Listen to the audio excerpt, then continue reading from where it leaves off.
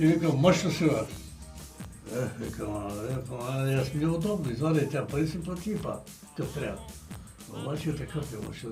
Така е един свободен характер, вижте. Просто да те посрещне да те изпрати.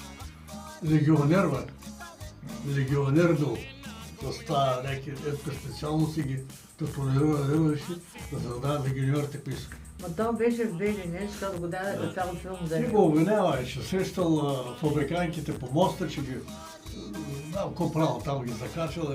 Трябваше да го вкарат в затвора. Заради тази работа, че е легионер. Затова го вкара. И беше лош човек. Върна в съседа се века руца. Един дребничък такъв. И наркокалес мъж висок беше.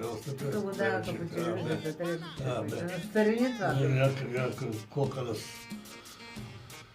С една каруца тогава нямаше рейсове, нямаше товарни автомобили, нямаше. С каруца разнасяха въглища, с каруца снабдяваха ЖП ресторант. Всичко беше с каруца. С стоки и така нататък, необходими стоки. Нямаше превоз. Ма